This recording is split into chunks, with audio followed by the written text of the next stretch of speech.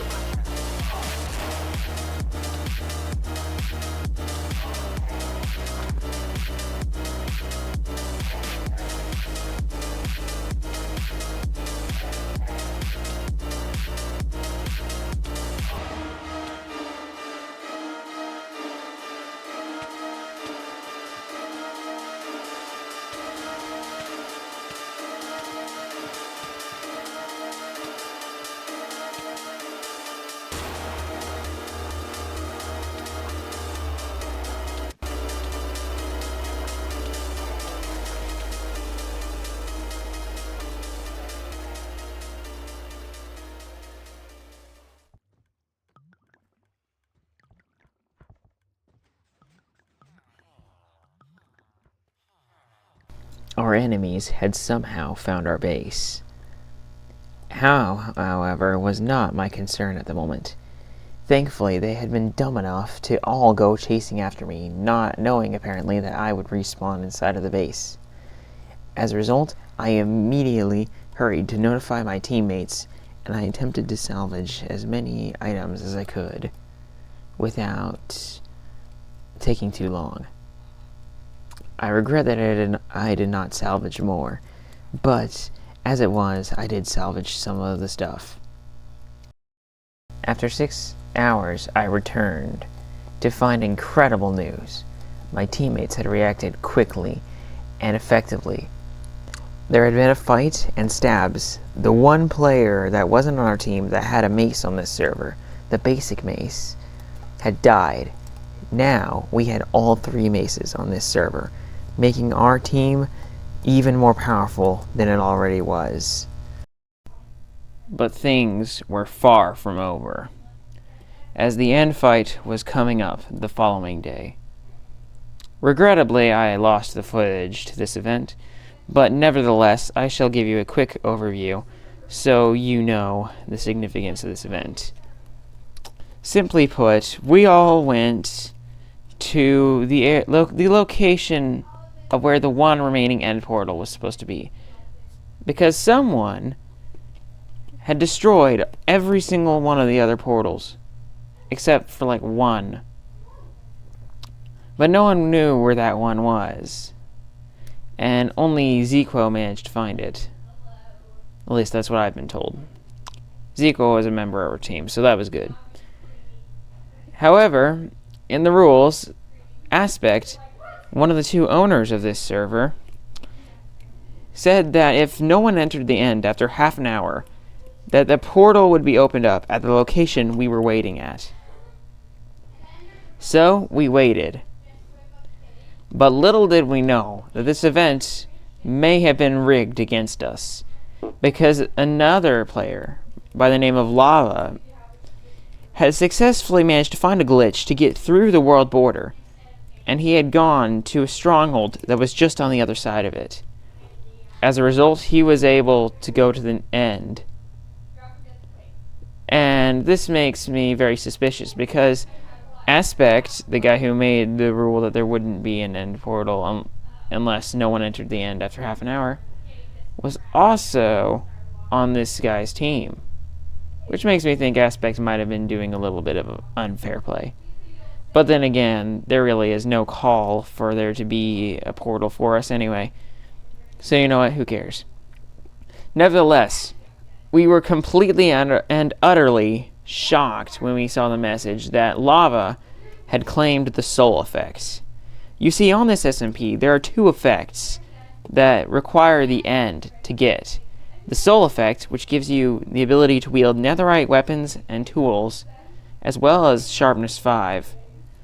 And the forge effect, which gives you the ability to wear netherite armor. Lava had held out the Ender Dragon egg in his hand, and as a result, he gained the soul effect. We were completely and utterly shocked that he had managed to get into the end. But regardless, we still had a job to do, as many of our enemies had come to the portal that we were at. And we weren't gonna pass up a chance to redeem ourselves from the king election fight. The battle quickly broke out. All of the other members of my team were doing pretty well, but I was kind of just messing around. Eventually, I got into a 2v1 with me and Arrow 2v1ing King Skull. Things were going pretty well until King Skull escaped and Arrow ran off. I kind of just meandered about, not engaging in combat with anyone, as I was worried I would get quickly taken down. That was until I found a player by the name of Zion. This guy was responsible for my death in the King event, and for my death at the base. And here he was, completely unarmored. But even if he was unarmored, he could still be a threat if he picked up gear. So, I took him out, giving me my only kill of the battle. However, shortly thereafter, I got jumped by a player named Ops, who took me down very quickly thanks to me having bad health management and me lagging out pretty badly. However, I was the only casualty of our team, and we won quite easily, proving ourselves to be the strongest team on Soulforge. Even though we weren't able to claim the soul effect, Zequo had somehow managed to get into the end as well, and claimed the forge effect for our team, giving us every effect on this server except for the soul one, making us even more powerful. However, sadly, all of the end portals were destroyed shortly thereafter, making end resources incredibly rare and valuable. Instead of elytras being a staple, they became incredibly rare, and in fact, I actually don't even have one, which is kind of funny. However, we have managed to get by, and so it wasn't that terrible. But still, it is quite an interesting environment thanks to that. Anyways, after this event, with no base, we kind of broke up into smaller groups and started going and making our own bases and just messing around. It was during this time that I decided that I wanted to make a secret hideaway base where I would not have to worry about the chaos of the rest of the server. And I am going to give you a tour. Behold.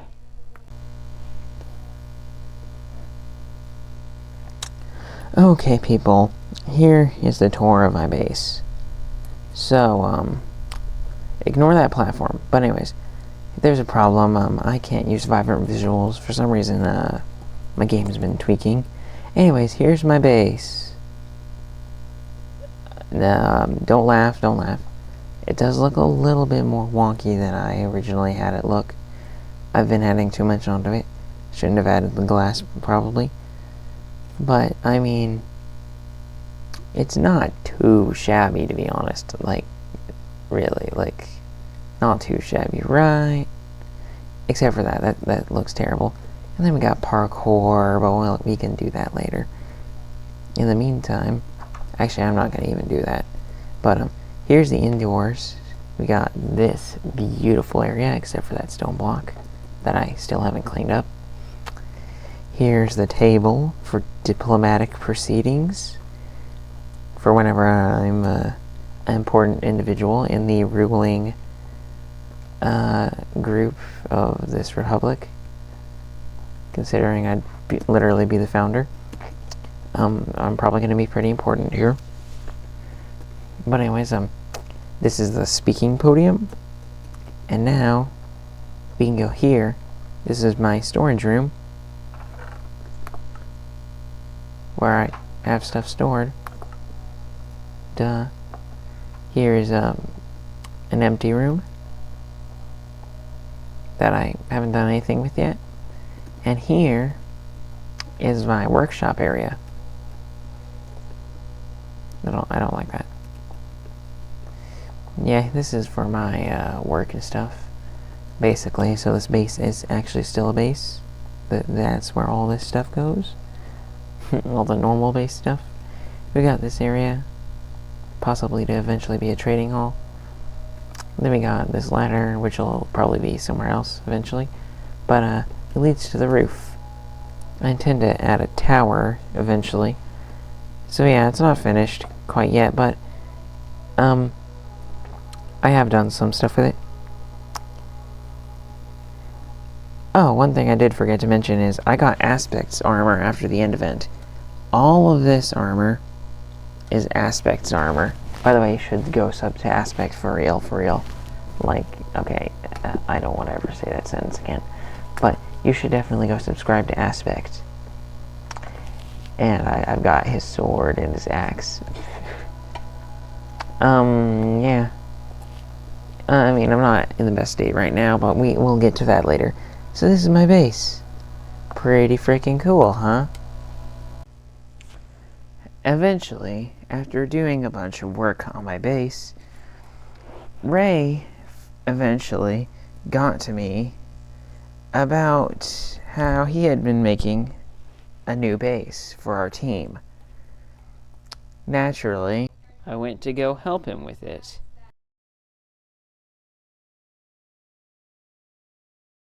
From there, he began to send me off on small errands, gathering items. I took this opportunity to not only help Ray build this base, but also I took the opportunity to restock on gear, since I had been running low on XP and other such things, and the only real gear I had on at the time was stabs. During this period of time, I felt the uncontrollable urge to be a comedian and to terrorize Ray. So I present to you me trolling Ray and being goofy in general.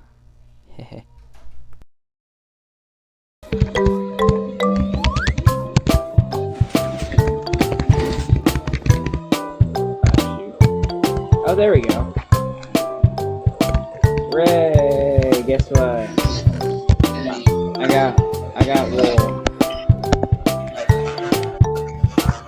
There's a cat with its head stuck in a brewing stand. Ray, this brewing stand has a cat head. It's the cat brewing stand.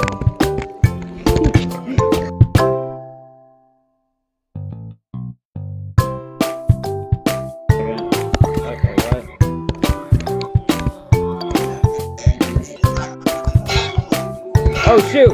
It's attacking the other villagers. It's aggroed on me. What the frick?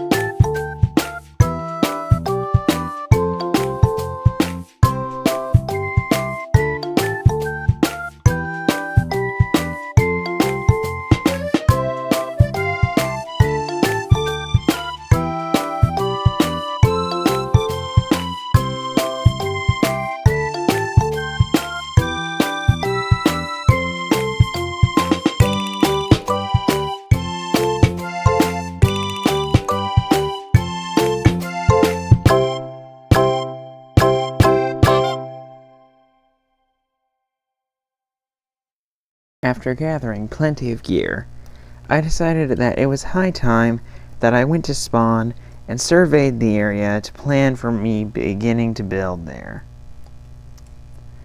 And so I did that. But little did I know that this decision very nearly cost me my life.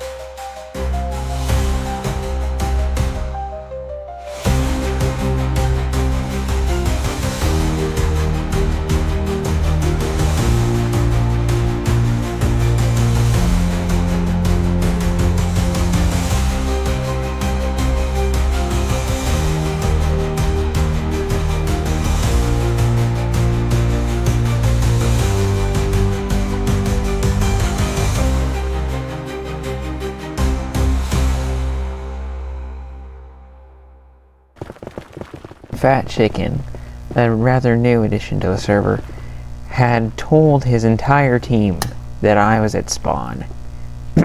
As a result, Cosmo, one of the best PvPers on the SMP, had decided to hunt me down.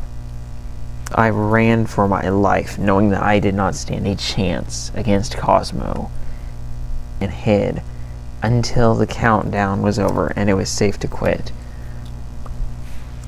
I had narrowly escaped death. But little did I know the massive effects that this chase had. Well, it wasn't much of a chase, it was just me running and hiding, and Cosmo failing to find me. But, anyways, and little did I know that this would have very, well, significant effects. Almost every single member of our enemy alliance got on. And to counter this, almost every single member of our own alliance got on. We took up our positions at spawn, believing that a battle was imminent. But little did we realize that fear was our most powerful weapon.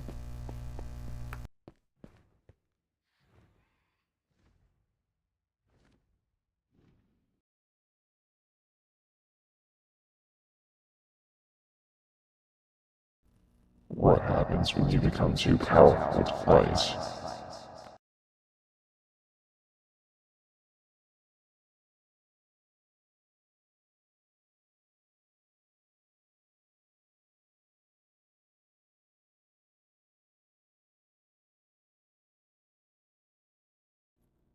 Lost your purpose again?